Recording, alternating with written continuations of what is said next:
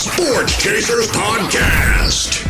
Coming to you live and direct with your host and your moderator, Kevin L. Warren. This is a real sports podcast for real fans. Hey, what's up, everybody? What's going on, everybody? It's another another episode of the Sports Chasers Podcast coming to you live and direct. It's not Thursday, it's actually Sunday. For us, it's one of our standalone shows where we concentrate on one subject and one subject alone. Tonight is hockey. We want to give Dan K, the hockey dude, his due. He didn't get a chance to really get off with the last portion of hockey, so we want to give him his due. And hey, all you hockey fans out there, there's a bunch of free agency frenzy going on. But before we start that, hey, just if you're watching within the sound of my voice, you see here on the screen, hey, support us. If you believe in what we're doing, you like what we're doing, hey, scan that QR code. Also down there at the bottom, the lower left, scrolling, there's many ways you can do PayPal. If you scan with the QR code, it'll be fine. We appreciate that. We'll actually be getting some other things for donations such as Patreon. We're about to set up an account with that too. And hopefully with the YouTube portion, we'll be able to do that too here soon. But without further ado, we're going to dive right into hockey. I'm going to give it to the hockey dude. Dan, what's up, brother? How are you, man? What's going on tonight, bro? Doing good. How about you, Kev? I'm doing good, bro. I cannot complain, man. A nice stormy Sunday here in Florida. Looks like I said, it was a Category 4 for 3 minutes, and now it's sunny outside like it never did anything. So, yeah, it's Florida. Yeah. No, but yeah, it's the Cup Finals wrapped up. Just touch on that a little bit because I think I missed that. Yes, you did, sir. But because of your fault. But go ahead. Yeah. Adult daycare. You gotta go to work. But it kind of went the kind of way I thought it was going to go. And once they went back to Vegas, I kind of figured that Vegas was going to win. Maybe not by 2 field goals, but but that happens because I can remember back in the day watching the Penguins play the Minnesota North Stars, and I think we won 8-0 for the clinching game. But it happens like that. Shout out to Vegas. They won. Congratulations. I think that's their 6th year in the league. Yep. And I think they only missed the playoffs once. Because I think the first year they were in the league, they made the finals, I believe, and lost to Washington. But, for an expansion team to come in, Vegas is a little different, the way they did things and the way they did their draft and right. Guys they signed in free agency. They went for winning now, where kind of Seattle played for the future. And, hey, 2 years in, they're in the playoffs too. So doesn't mean if you're an expansion team, you can't win. Vegas has proved it. And it doesn't take long. True. But going back to that, it was like, we have what I like to call rats in the league. and that's that guy that gets under your skin, the fan base, if he's not on your team, you hate him. Right. Your Brad Marchands, and I think Matthew Tkachuk is gaining that claim to fame. Well, that's why Matthew Tkachuk, and I forgot, was that game 4, game 3, where I think we even actually named the episode after him. We said, "Oops!" You said, "Oops!" Somebody just got killed. I think that was game 4, and deservedly so, because he absolutely was causing some disturbances. But I'll let you go ahead. No, but as a fan, that doesn't root for Florida, I didn't have anybody in the game, or whatever you call it. So I just like to watch good hockey. Right. And I can appreciate what he does for his team, how he motivates, how he gets under the other team's skin, gets him to take dumb penalties. And then, and he's Mr. Clutch. I think he had 3 or 4 overtime game winners throughout the playoffs. Yep. And Kolasar, yes, he absolutely got him on the train tracks and killed him. and I think that's when he actually got hurt, where I think it was his sternum. Yeah. They cracked it or broke it or whatever it was. But I think it was either post game or exit interviews that he talked about it. And like I said, you got those guys on other teams. I remember Matt Cook was on the Penguins, and he could be a little dirty. And I know the entire NHL hated his ass, fan base wise, except for those that rooted for the Penguins, and probably some of the Penguins fans because he was kind of dirty. But that dude had his sternum cracked, broke, whatever. Went into the locker room. I think it was second period. Came back out in the third period. Didn't play much, but late in the game, the last 2 or 3 minutes, I think it was, when they pulled the goalie, he was out there and he could barely hold on to the stick because of the pain, and he damn near tied Yep. it to overtime. And then, for me, knowing what kind of competitor he is, just to try to play like that, he hates to lose. He'll do anything to win. When he knows that he can't help the team, and he's basically accepts the fact that he's not going to play Game 5. That's kind of when I heard he wasn't going to play, I said, man, he's really hurt. I don't know what it is, but he's got to be really hurt. And then for them to go out the way they did, it's unfortunate. But kudos to them. Great playoff run. They beat the best of the best in the East, and I think it just caught up to them in the finals where they were beat up, and they finally played a team they couldn't intimidate. Vegas didn't back down, so we'll see. And because as I was watching through the whole playoffs, Florida was absolutely being the big bully in the block, and then finally they met their match. Somebody, but not even their match, somebody who was better than them, stronger than them, faster than them, and kept punching them in the face the whole series. They got that one win, but they got the gentleman's sweep. But go ahead, Dan. And like I said, they were able to just take everybody's lunch money in the East. It is, in a lot of the Toronto, man, they had no answer for them, and that's kind of the thing, football, baseball, basketball, whoever wins, you kind of see the copycat. Okay, so what did they do to win? Well, Vegas, they were all 6 foot or above except Marchessault, and they were tough. They didn't back down. They were a group that played together and stood up for each other.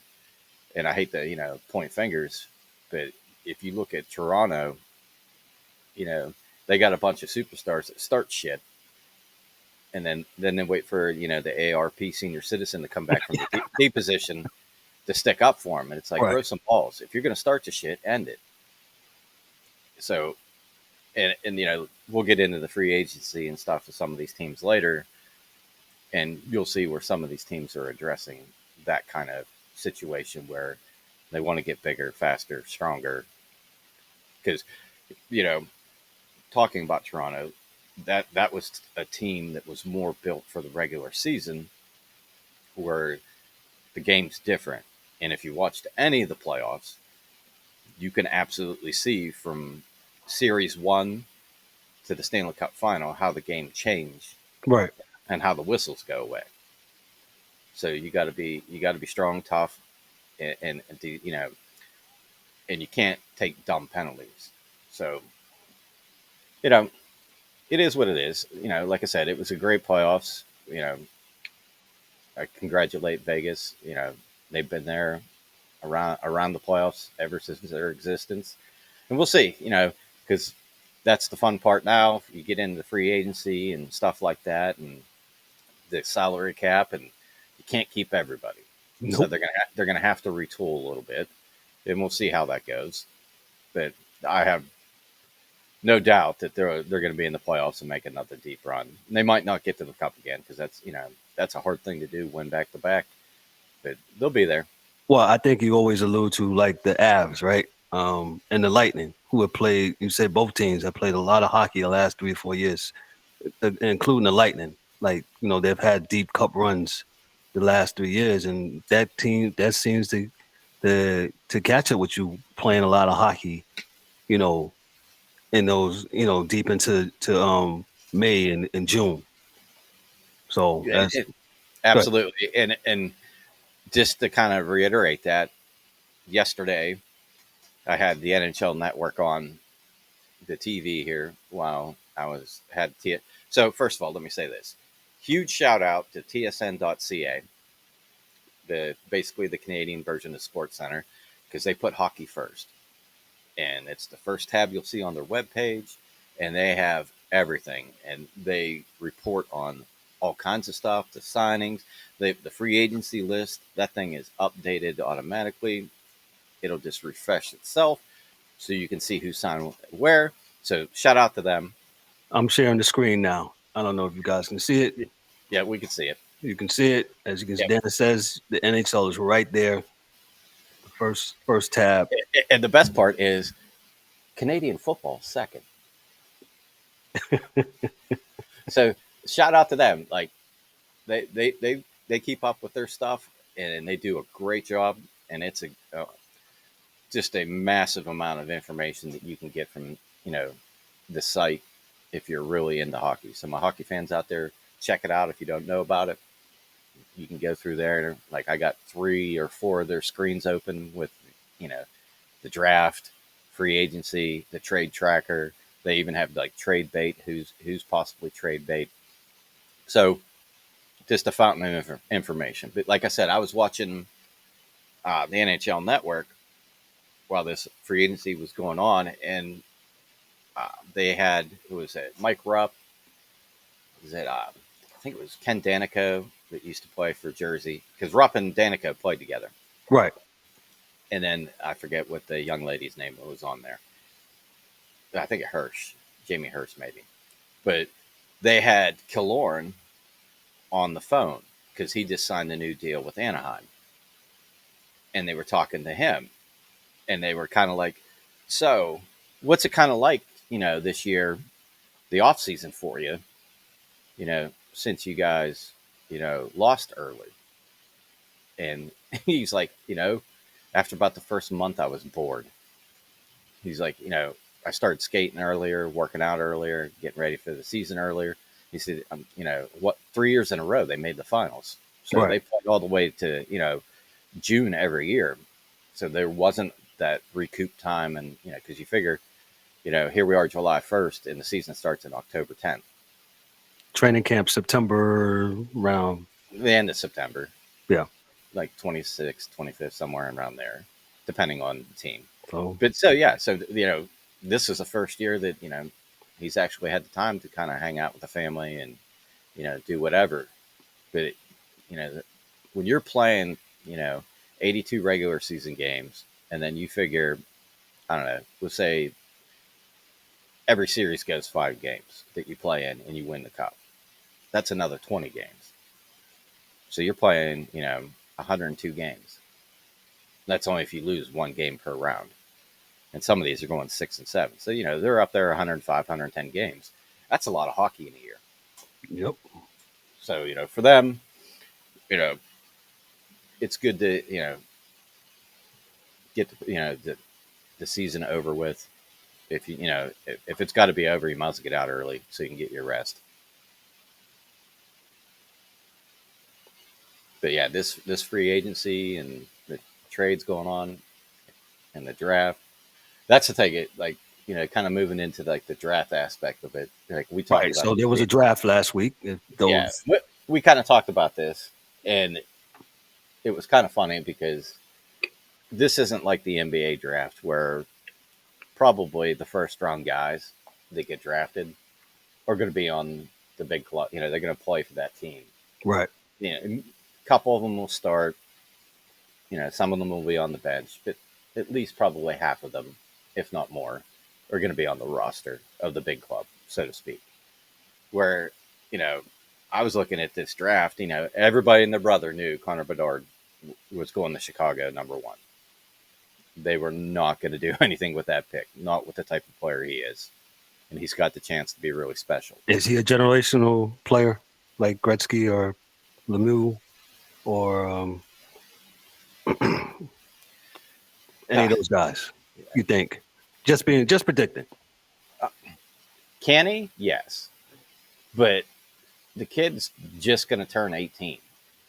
Wow. So, I mean, he's probably not fully, grown into his body yet. And, the stuff that, teenagers go through, when they get in his mid 20s. Yep. But everything I see of this kid is phenomenal.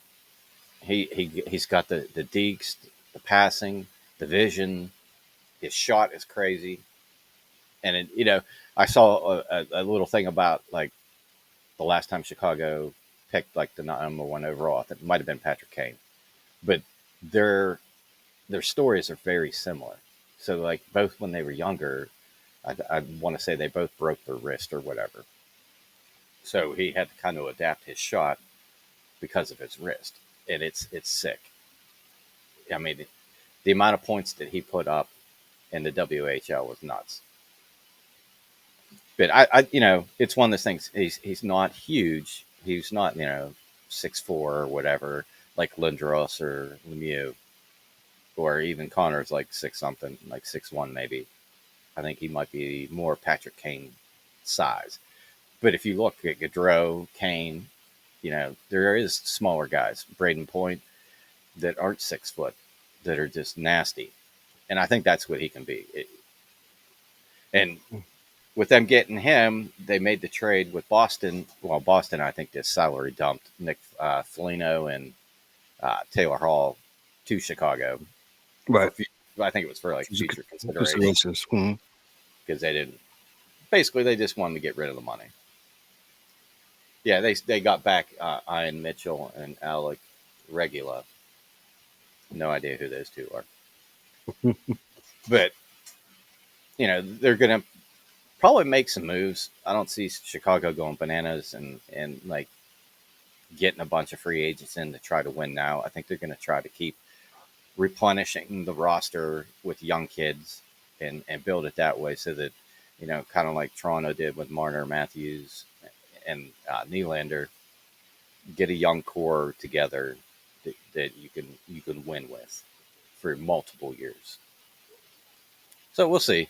But I think, he's got every bit of the potential of being a star in the league. And he probably will be. I mean, I think he will. It just, at that age, it might take him a year or two to get it, adapted to the NHL game. Right. And that kind of thing. But yeah, I think he's going to be phenomenal. But like we were talking about this draft, like, was it Adam Fantinelli? He played at Michigan. I think he won the Hobey Baker Award. He got drafted by Columbus. There's quite a few of the U.S. National Development Team that got drafted, like Will Smith, which I thought was hilarious. When he got drafted, he walked up to the stage to the Fresh Prince of Bel-Air. I did see that. that was awesome. But like, Arizona, they had 2 picks in the top 12. They had 6 and 12. I pulled it up for you there. So, I mean, I think they did all right. And there was one. Who was the other one that had 2 picks? Chicago. I think they had the first and the 19th pick. And they took Oliver Moore with the second one from the USA development team. You say Arizona had 2 picks, right? Yeah, they had 6 and 12. Yeah, Simashev and Yaroslav Jr. Yeah, so, and then, and like all this stuff kind of mixes in together. So they drafted a couple of good young kids right off the top. But then on top of that, they also went and got Kerfoot from Toronto. They got Galchenyuk. They got Nick Bustad. They got Torrey Stretcher. They picked up Jason Zucker. So they signed some older guys to go with that young core that they have with Clayton Keller and those guys. So, maybe this is the year that Arizona turns it around and they're not the bottom dwellers. Well, they got to fix that arena situation. That's absolutely, yes. They got to fix that. That's a huge thing. Because if they don't, they're going to get moved. Yeah. Quebec. I actually heard something where they were talking possibly Hartford. Really? Yeah. I don't. First of all, so you say that, right? I grew up in the New York metropolitan area. When the Whalers were there, I believe the Whalers left in what was that, 2000, It was early 2000 early 2000s. They went because to they won the cup in Carolina in '06, I think. right. 2000. So in the early 2000s, they vacated Hartford and went to um, Raleigh. Raleigh. Excuse me. And so, if you know anything about the New York City metropolitan area, Hartford's not far from New York, and Hartford's not too far from Boston. It's kind of like in the middle, and I don't see how the Rangers, Islanders, Devils, and the Bruins give that up as far as giving up territorial rights and having another team. Hartford, you had your run, you had to try. I mean, they got a new arena and stuff like that there, but I don't see that. But Okay, so but I'm just going to throw this out there. When you say, "Well, I don't see that," how many times they put a team in Atlanta and it failed? well, they've done it twice, yes, and Okay, shame on the NHL if they're going to do it again. They're stupid for doing that. no, no, that should never happen again Yes, unless they get to a 50 team league yeah, and they got to put one in each state. yeah. Other than that, No, they shouldn't go back. Atlanta, the city of Atlanta does not deserve a hockey team again. NHL, y'all don't know this. Don't do that again. So they barely support um, basketball. So it's a very transient town. There's a lot of people from a lot of different places from Atlanta. So we'll go ahead. That's my civil notice for the night. Go ahead, Dan. Sorry. But like, yes, they have to figure it out. If they relocate them, they're going to have to figure it out.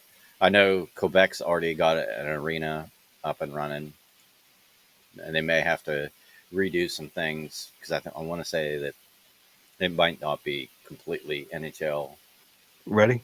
ready. I mean, but is fucking Mullet Arena NHL ready? Arizona's still playing there, Yeah. but we'll see. But Yes. you know, it wouldn't surprise me if they do more expansion in a couple years here. Speaking of which, who do you think? Okay, I love the whole Quebec Nordiques thing. I just think that their jersey is fire. The whole when I was a kid growing up in New York and the Rangers would play up in Quebec, and the only thing you would hear, I only thing I can understand is they would first do the announcements in French, and then they would do it in English, and I was like, yo, this is kind of cool. Not that I understand French, and I don't still don't understand to this day, but I just think there's just a little bit of nostalgia there, And those, of course, know that the Nordiques they moved to Colorado in between became the Avalanche and hockey historians. If you really know your hockey, the NHL had a Colorado Rockies team, which moved to New Jersey and became the Devils back in 1982. So, yep. But go ahead, Dan. That what's funny is the whole Quebec thing is as a kid the only thing I could like when someone says Quebec, all I think about is Montreal versus Quebec, Mm-hmm. and like the first image that comes to my mind is the Hunter brothers and just them beating the shit out of each other in pregame. Like if you go on YouTube, put Nordiques versus Canadians fight or line brawl or whatever, and I'm sure it'll come up. But it's like like everybody on the ice fought before the game, before the linesmen and any of the referees were out there. They were already beating each other up, and then I think it happened again during the game, and it was just crazy. Right. But that was back in the caveman days where that's that was that was the way the game of hockey was played. If you could stay alive long enough to reach the end of the third period, you'd usually win. But like the draft, some of some of these guys will make NHL lineups this year, but for the most part, I got a feeling a lot of these guys are going to make their way to the AHL or back to, depending their age, back to, you know, where was it? So most of The them, I'm sorry, most of them you're saying is more developmental players. Yeah, I mean, a lot of these kids are 18, 19 years old. Right. And like you said, you have your Connor Bedards, your McDavids and the Crosbys and those guys that come out and immediately make teams and make impacts. Mm-hmm. But for a lot of this Adam Fantinelli, just knowing, well, he should probably make that roster. He's that good. But Babcock is now the coach in them, and you know how I feel about him. I think he's an idiot, and why he's back in the league, I don't know. But you know, it's kind of like the Tortorella thing. Are you going to play young players, or are you going to stay with, you know, a guy that's maybe not as quick, not as fast, but has the experience?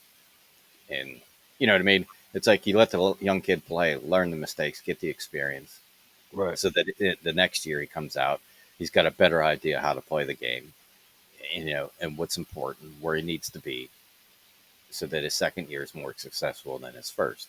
Instead of, you know, putting him in the minors and, you know, letting somebody that, you know, can't really skate, doesn't really do a whole lot for your team, maybe just kills penalties, to have them on the roster. You know, that's kind of my bitch with Sully in Pittsburgh. Like, you know, this Drew O'Connor kid we got, he's big, he can skate, he's physical. Right. But give the dude a chance, man. You know, we got all these injuries and whatnot. Let the kid play. Pittsburgh had a lot of injuries. They were injured a lot last year. So, you know, that's kind of my thing. Like a lot of these guys on the draft, maybe not this year, but you'll see them soon, very So, soon. okay.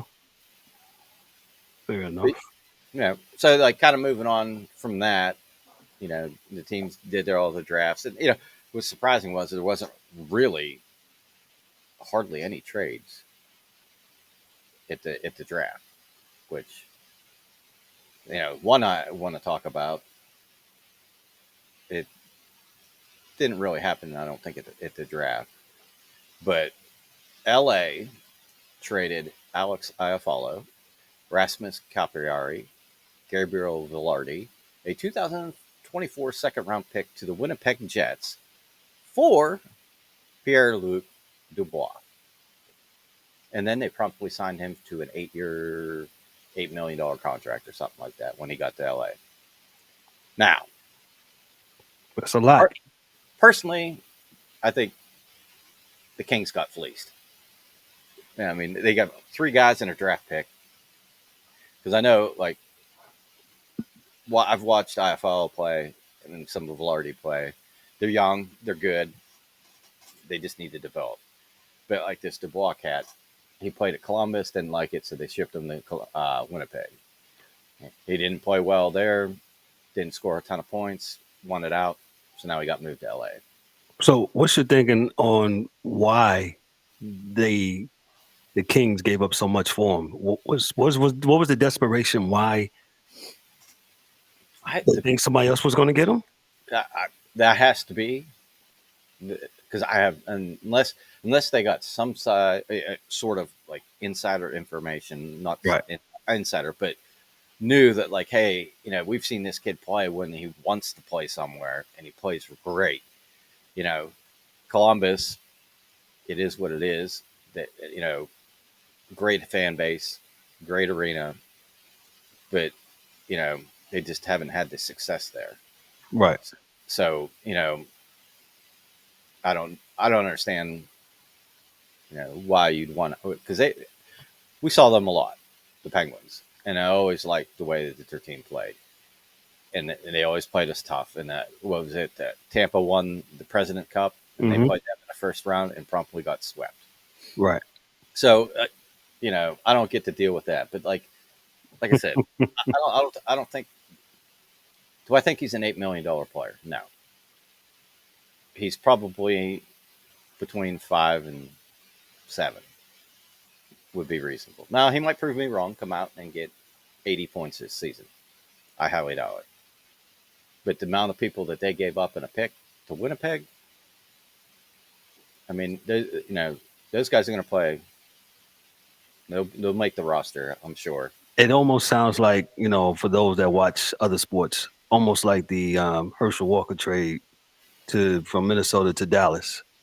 And Dallas got all those picks, which, pretty much materialized into Troy Aikman, to Michael Irvin, the whole offensive line and everything. And Minnesota got Herschel Walker for a couple of years, and then he was gone out the league.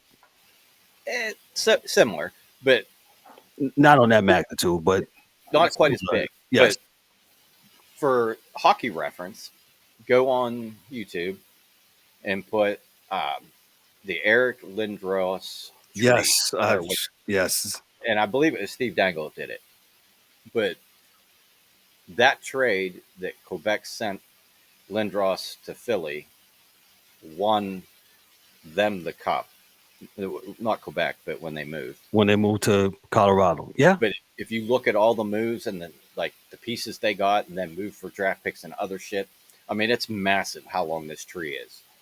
But at the end of the day, that ended up translating to a Stanley Cup for Colorado/Quebec. Yeah. So I mean, it has a ripple effect. Absolutely. Again, go ahead.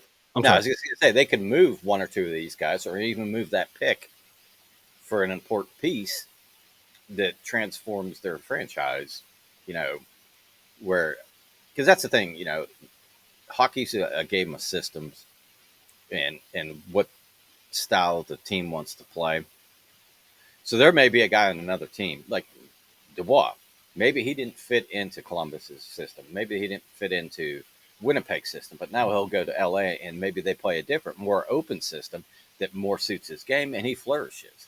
And that's kind of the thing. You never know what guy you pick up can step into your team. Because I'll say this. When, what's that? Dupuis. So back in the day when we traded with Atlanta at the time, and we got, what was his name? Because he played for us, then he went to, we lost the cup to Detroit. Mm-hmm. And then this is going to kill me, what his name is. But he played for us, and then the next year he went to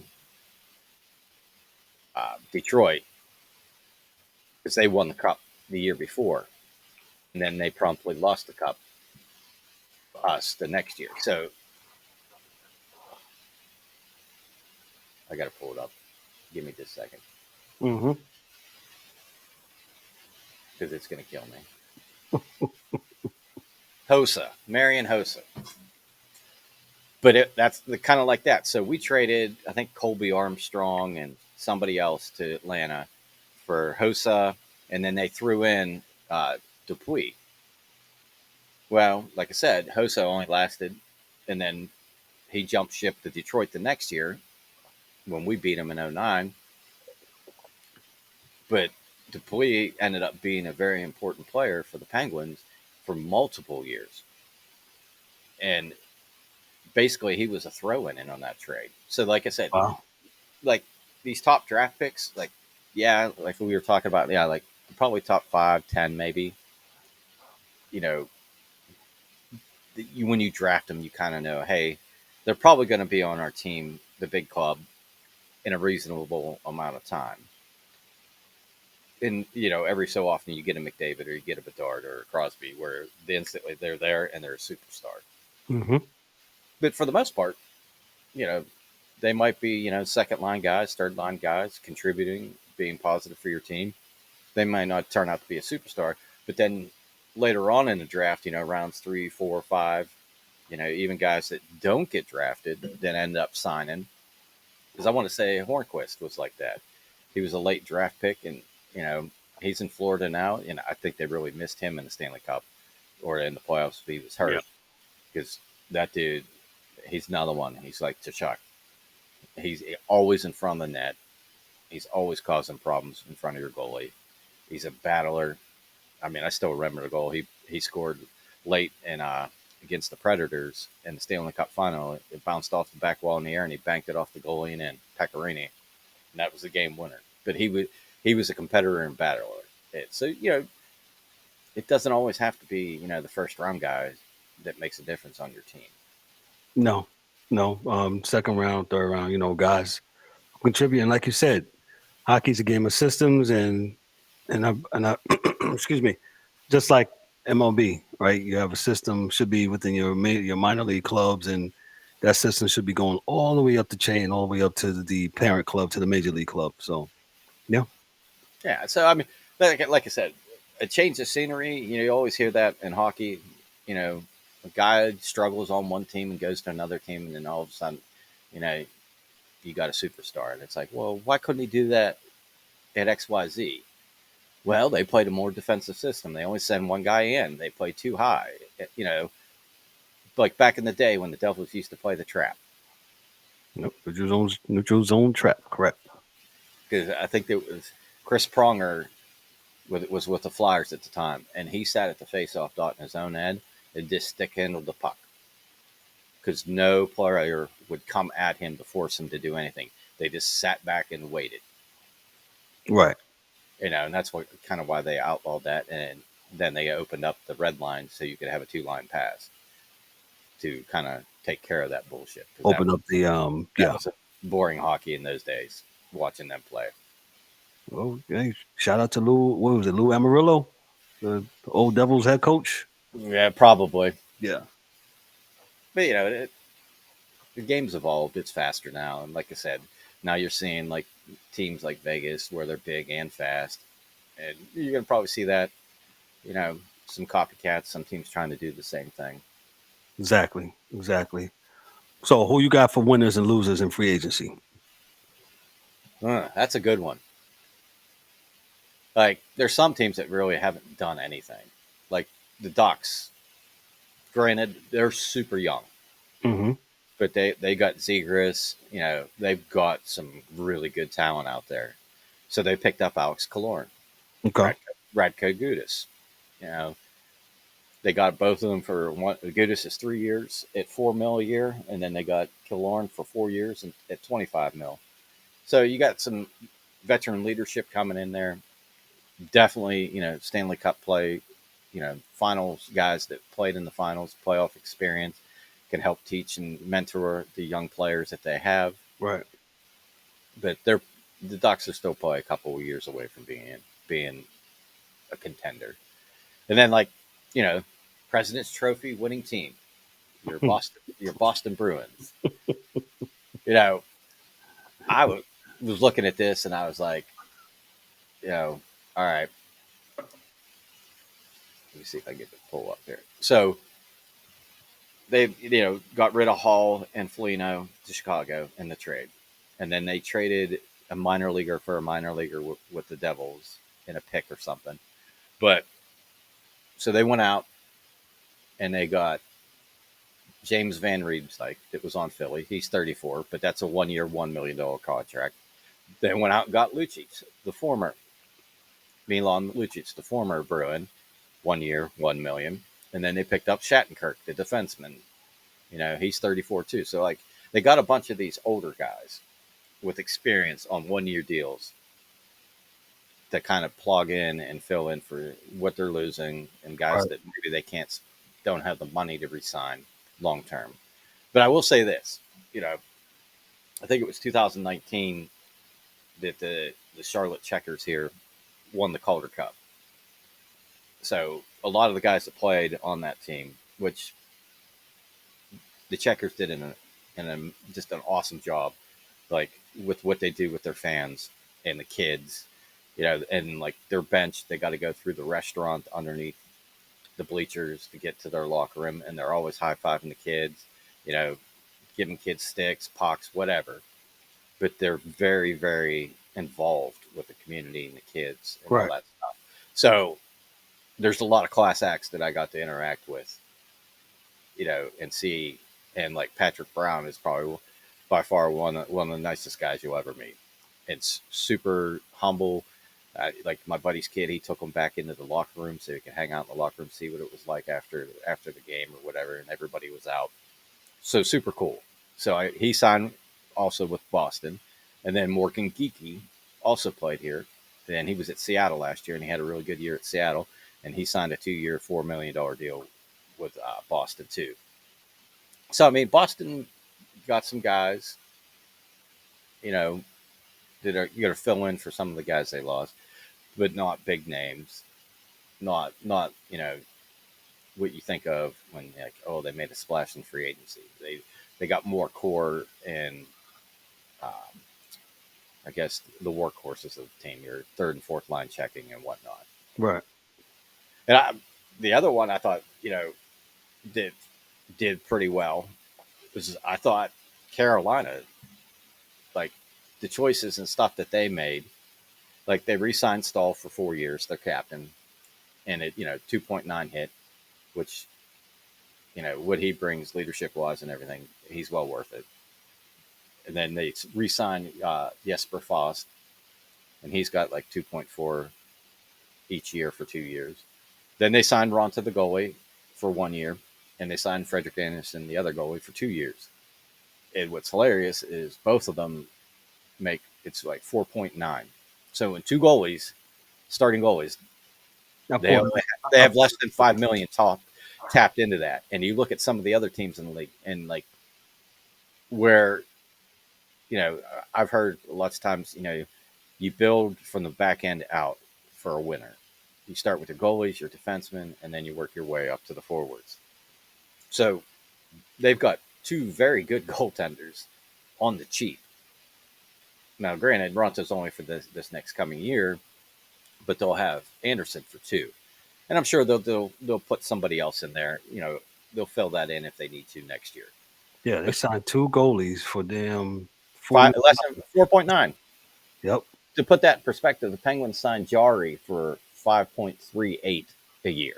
So those that are watching at home, you can see him on the screen that I'm sharing. You see Anderson. He has 2 years at 6. What is that? 6. Wow, that's crazy. 3.4 each year, 6.8 total. Mm-hmm. And then Ronta's 1 year, 1.5. But the other thing is they have an awesome defense there with Burns and Slavin and those guys. But now they add Dmitry Orlov, who played for Washington for the longest time. Right. And I forget where he might have been at Boston last year. But this dude's still really good. And he just makes a D-core that was very good even better. So, like, he could possibly be your third pairing D. Mm.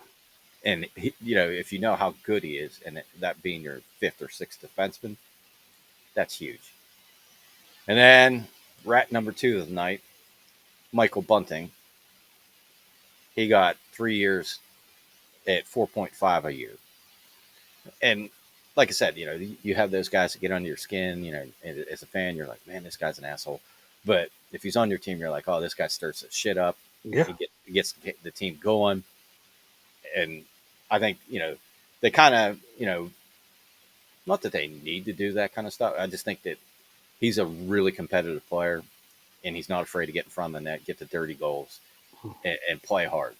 And I think, maybe in the Florida series when they played them, that was a bounce either way, but who won that series between them and Florida. Right. So, you need a guy, they always say, how do you beat a goalie like Vasilevsky or Ullmark or one of those guys that are so big? You take their eyes away. You got to get somebody in front of the net. So I think that was a really good pickup. That's what happened in the Cup Finals. You're right. Yeah, You're right. And that's what I really like what Carolina's done so far, because they really haven't lost a whole lot, but they've added a lot. There are a lot of players that they need to, and like Edmonton, they really haven't done shit because they really don't have the money. Like Connor Brown signed 1 year, $4 million deal. Jan Mark signed $1 million 1 year. Derek Ryan, former captain of the Charlotte Checkers. Yes, I will keep plugging my Checkers. He signed a 2-year deal at $900K. And then we talked about this the other day. I think one of the steals of free agency was the Rangers. So the Rangers signed Eric Gustafson, the D, Mm-hmm. 1 year, 825. They signed Nick Bonino, who kind of played for Pittsburgh last year, but I think he played one game, got hurt, and never played again. 1 year, 800K. Then you got Riley Nash signed with him 2 years. They don't give the salary. And then they also picked up Tyler Pitlick 1 year, 787.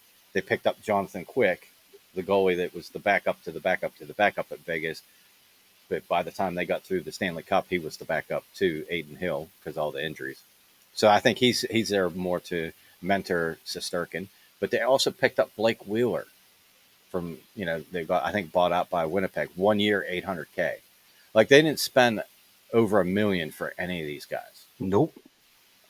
Like, quality NHL players. Yep. As y'all can see on the screen here, as we scroll up and down, not one player above $1 million. Well, like some of these guys that got the blanks, like Riley Nash, his is probably over $1 million. Oh, yeah.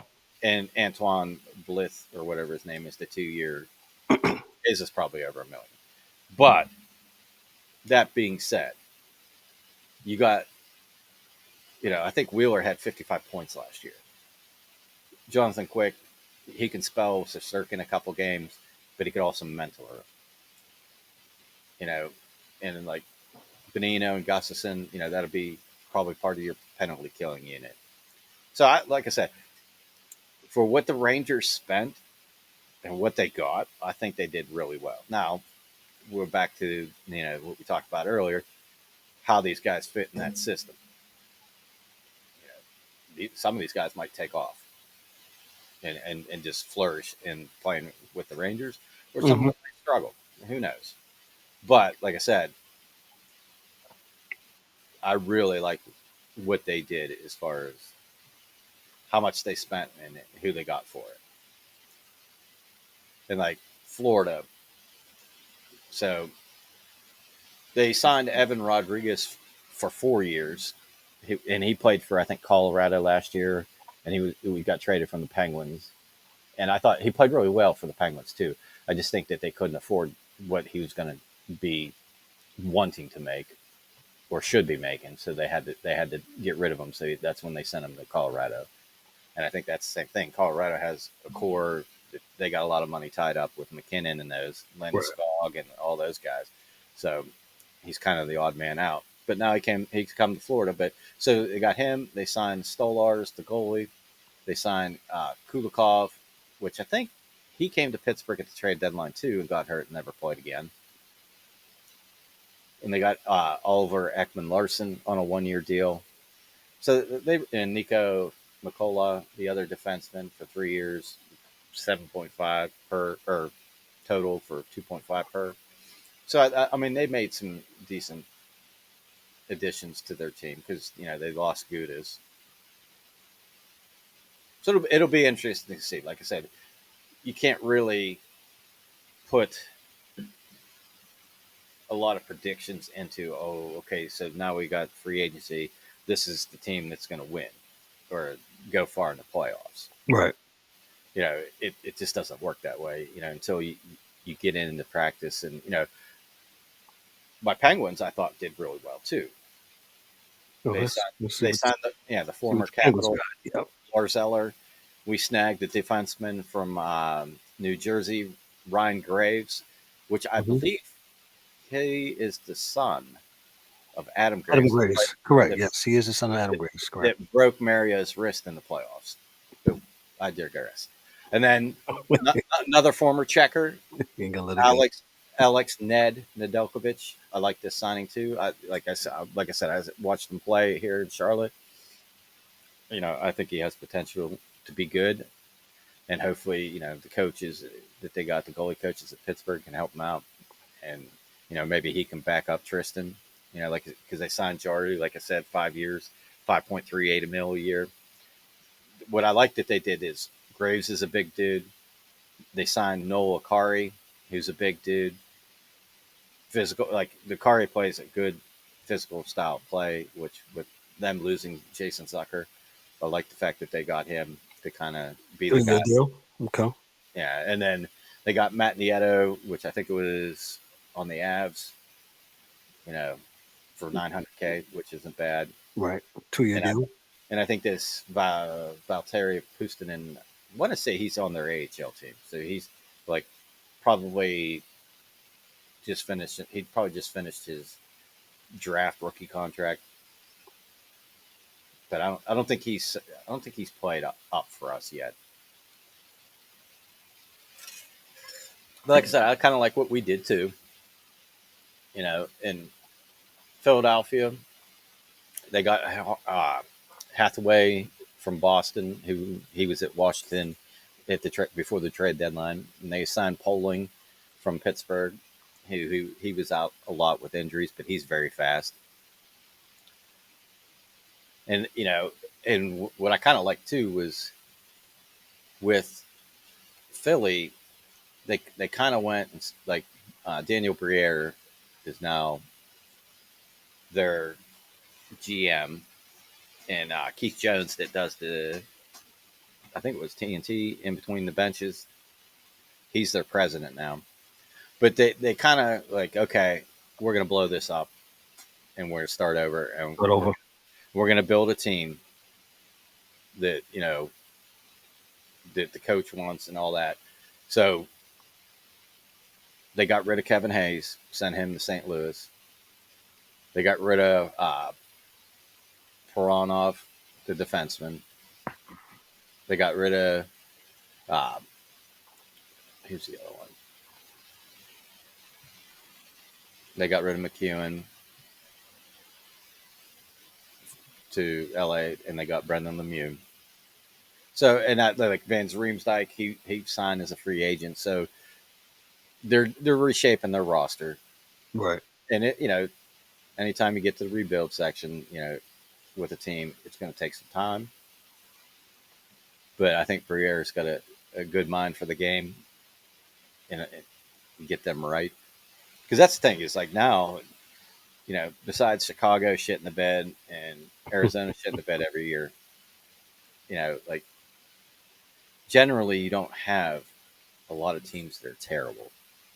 You may have one or two, but there's always that competitive nature between all the teams where they're all very similar or close. And the other thing with the Penguins that I like is before I think the draft, they traded a 24 third round pick for Riley Smith from Vegas. Another big guy, center, that'll help them. So, let's see who else we got here. Vegas re-signed Aiden Hill, the goalie that won the Stanley Cup for him after Bruce Swall got hurt. And I think Bruce Swall re-signed with Winnipeg. But they also signed Barbashev. They re-signed him. Yeah, Aiden Hill and what's that? Braden Patchell, you said? Yeah, Barbashev, yeah. I really like Barbashev. He reminds me of Yager in the sense that when he's on the wall with the puck, it's very, very hard to get him off the puck. Like, he knows how to play with the puck on the wall and retain possession. And he's got a nasty wrist shot. A couple of those games in the playoffs, he just ripped one from the slot. And you just never saw it. It was just like, dang, bar down. But, like I said, we'll have to see how some of this shapes out, too, because we still got some free agents that, are available. And like Matt Duchene, I think he was with, like the other two. Oh, that's the other thing. Good thing I thought of that. But Matt Duchene was with the Preds. He resigned with Dallas. But the other team I thought that did a really good job was Nashville. So they signed Anthony Angelo, free agent, Cody Glass, and Gustav Nyquist that I played with for a while. But not only that, but I want to say they signed Luke Shen, Ryan O'Reilly, that were with Toronto last year. Livingstone, you said Fedor, the center, Shekovov. And you said Glass, right? Yeah. So We put it on the screen for you, sir. Go ahead. so they signed Luke Shen, Riley, Gustav Nyquist, Cody Glass, and Anthony Angelo. And if I remember correctly, this Angelo it might have been the dude that played for the Chicago Wolves in the AHL. And I got to see a lot of him play, and he was very good.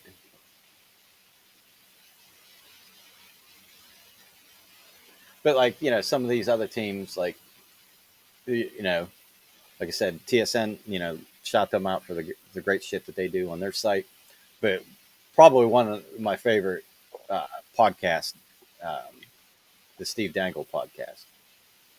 I've been, I've been watching him when he was at SDNP or whatever, or the Sportsnet, and now he kind of went full time doing what he's doing on his channel. Mm-hmm. But I was watching, like he does all, like he had Cup Check, and it was basically a series that he recapped every game in the Stanley Cup final after the game was over. But he just did one on Toronto that I literally watched before we got on this, and Go check it out. yeah, and like he's got a great point. So they signed David Camp, Pontus Holmberg, Ryan Reeves, William Legason, John Klingberg, and Tyler Bertuzzi. And they lost Justin Hole, Gustafson. I'm trying to think who else there was. They lost Kerfoot, Bunting. But basically what they brought into the roster and went off the roster. Because, yes, Klingberg, he's a good offensive defenseman. But you got Morgan Riley already. Right. So, I mean, basically he's the right-hand shot version of Morgan Riley. Not that great at defensive play. But Solid, but not a shutdown guy. And who's going to be your power play? You're going to play them both on the power play, number one, or which one's going to be your quarterback of the power play? I did kind of like them picking up Tyler Bertuzzi, but this dude's been bounced around the league here the last season or two, just with trade deadline stuff and whatnot. right. He only got 1 year at $5.5 million. Salary's great, but if I was, I would like to see him, maybe get a couple year deal, settle down, and play for one team, and you know what I mean. It's got to be hard bouncing from team to team. Oh, absolutely. And to be honest, they gave. I think what he was saying was Reeves, I think, got a 3-year deal. I mean, reasonable salary, but still a 3-year deal. He'll be 39 when that deal's done. But I love Revo. I'd love to have him back in Pittsburgh, just for the fact that the dude. If you watched any of the playoffs and you saw the locker rooms before games when they were doing the lineup reads and he would do them, man, he just had all the energy and the vibes. He had the guys going. I mean, great dude. And to be honest, if nobody else on the team has the balls to fight anybody but Giordano, he's a good guy to have on your team because there's not many fighters per se in the league. Right. And to me, he's the dude when it comes to that. And if you watch any game that he plays against Tom Wilson, you will notice that Tom Wilson doesn't look at him, doesn't say a word, will not fight him. That should tell you all you need to know about his prowess with the knuckles. Because Wilson's a bad dude too. But I think, getting him in there is the deterrent for people picking on Matthews, Marner, and Nylander and Tavares and them. He's going to give up some goals while he's out there. He's not going to create a whole lot, but just his locker room vibes and being an enforcer and what he brings to the team is worth the term, because I think it's less than $1 million a year or whatever. Sometimes you just need that. You just need that veteran presence there, where, like you said, it kind of regulates the locker room. And Well, just the positivity. Yeah. And the energy that he has. Like I said, I've watched him on Spit and Chocolates, podcasts and stuff. And, TNT when he does the interviews with the boys and this and that. Yeah, he's a character. I love him. Like I said, I'd love that. Like when we got him in Pittsburgh, I was like, hell yeah.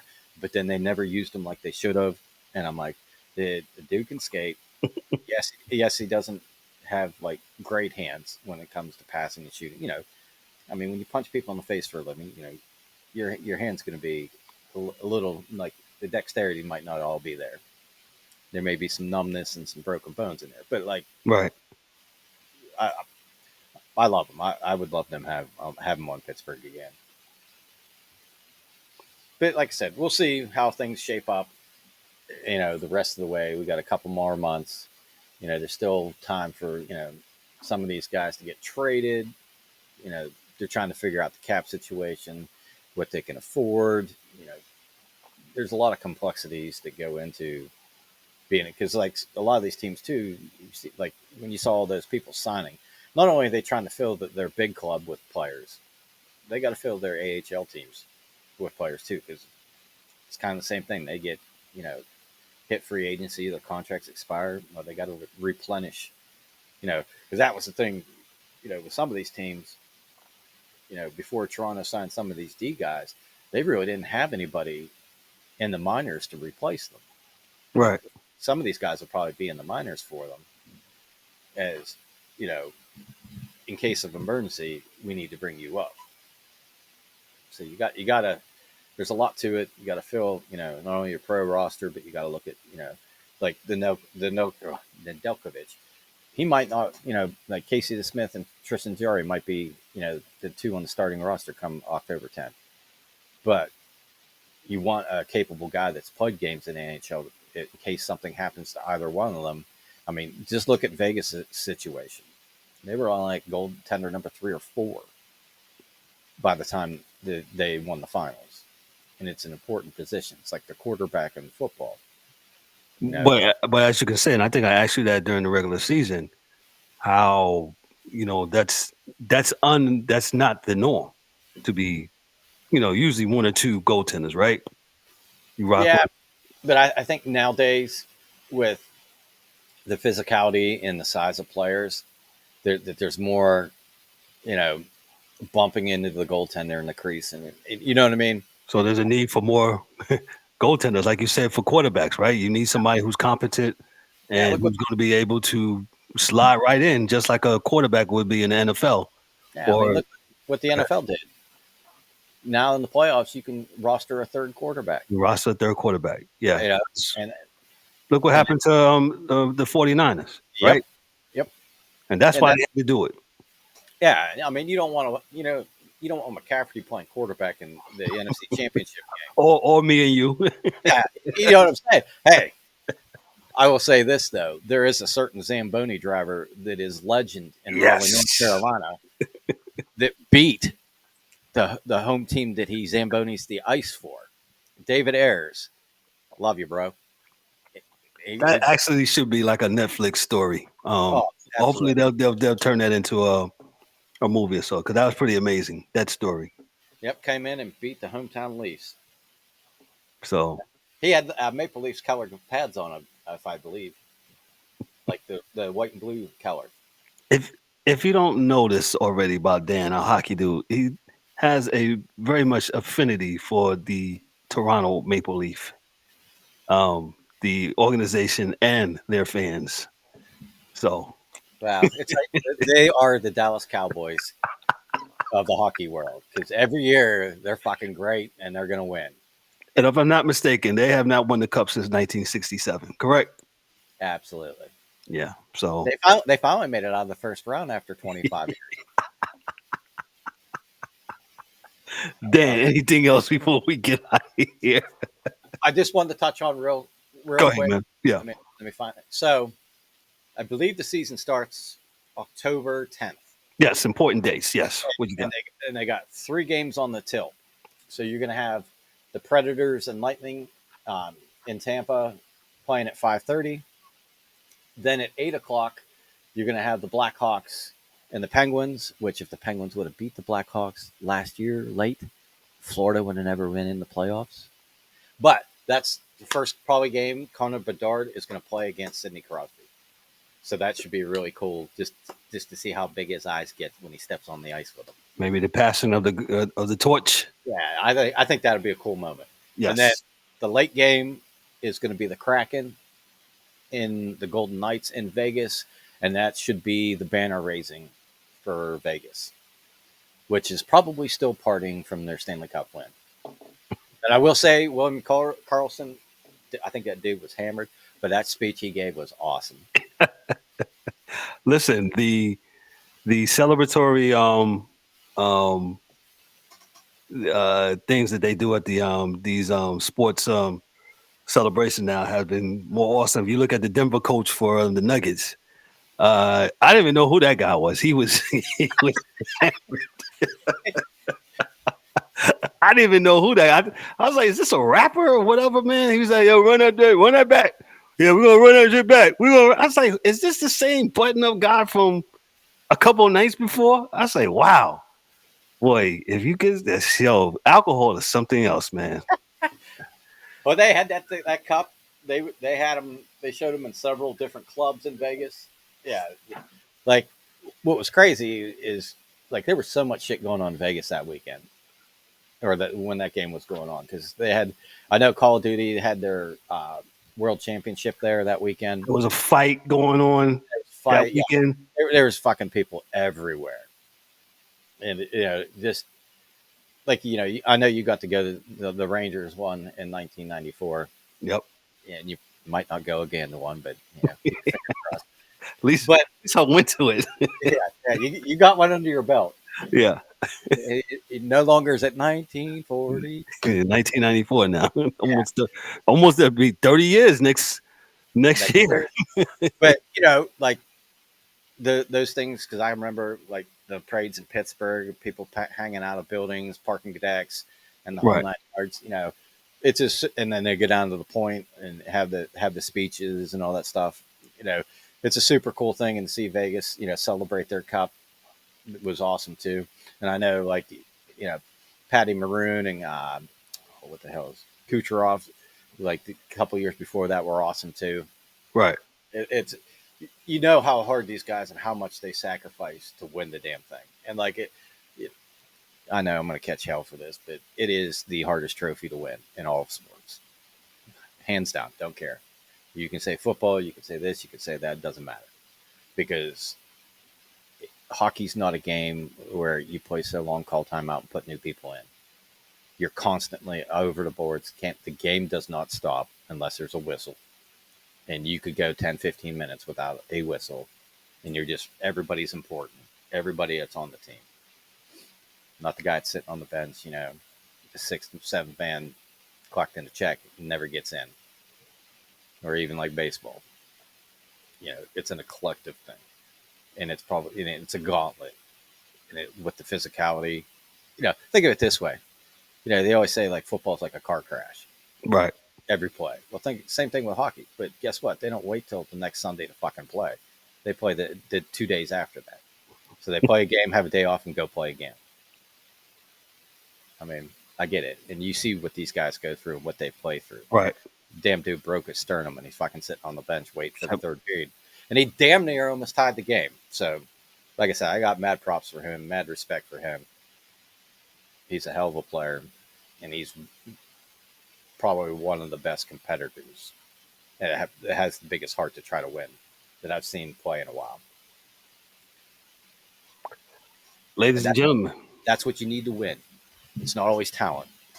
It's willpower and heart and sacrifice.